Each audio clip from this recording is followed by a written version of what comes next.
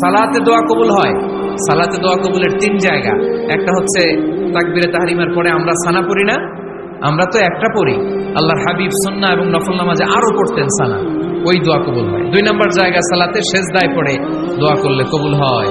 আকরাবু মা ইয়াকুনুল আবদু মির রাব্বিহি ওয়া হুয়া সাজিদ ফাকসিরু ফীহি দুআ। বান্দা যখন সেজদায় লুটিয়ে পড়ে, বান্দা আল্লাহর সবচেয়ে কাছে চলে যায়।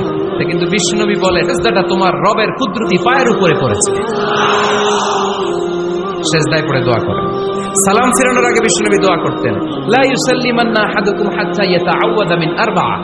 আল্লাহর হাবিব বললেন, 4 জিনিস থেকে পানাহ না আছে আমার উম্মত যেন সালাম না ফিরায়। তারা যেন পড়ে, আল্লাহুম্মা ইন্নী আউযু বিকা মিন আযাবিল কবর, আউযু বিকা মিন আযাবি জাহান্নাম, আউযু বিকা মিন ফিতনাতিল মাহইয়া ওয়াল মামাত, আউযু বিকা মিন ফিতনাতিল মাসিহিদ দাজ্জাল। আল্লাহ কবরের আযাব থেকে বাঁচাও, আল্লাহ জাহান্নামের আগুন থেকে বাঁচাও, আল্লাহ জীবন মরণ। কুল্লামা রুজিকু মিনহা মিন সামারাতির রিজক ক্বালু হাযা আল্লাযী রুজিকনা মিন ক্বাবলু ওয়া উতু বিহি মুতাশাবিহা। আমরা যখন জান্নাতে যাব, আমাদেরকে জান্নাতের যখন কোনো ফল দেয়া হবে, লেটস সে অ্যাপেল দেয়া হলো খাওয়ার জন্য, এই অ্যাপেল দেখেই মানুষ বলবে, এই তো আপেল তো দুনিয়াতেও খাইছি। এটা তার মানে দুনিয়াতে যে খাইছে এই সেন্স কিন্তু আমরা ভুলে যাইনি।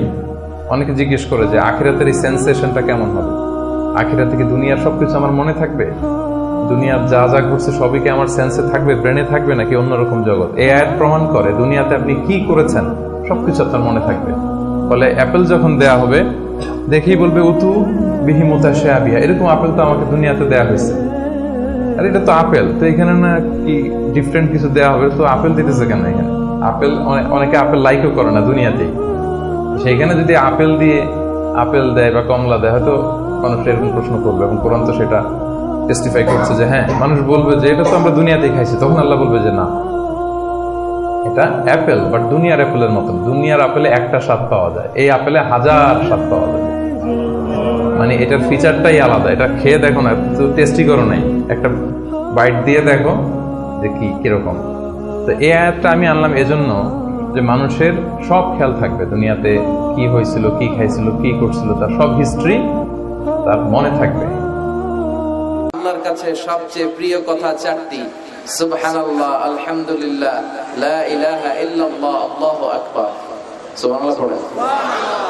এই তাসবিহগুলো লোকজন পড়তে চায় না। আর সবচেয়ে শ্রেষ্ঠ জিকির হচ্ছে আফদালু যিকরি লা ইলাহা ইল্লাল্লাহ। সব সময় এই জিকিরটা দিয়ে বিশ্বনবী জিহ্বাটারে ভিজিয়ে রাখতে বলেছেন। লা ইয়াজালু লিসানুকা রাতাবান মিন যিকরিল্লাহ। সব সময় তোমার জিহ্বাটা যেন আল্লাহর জিকির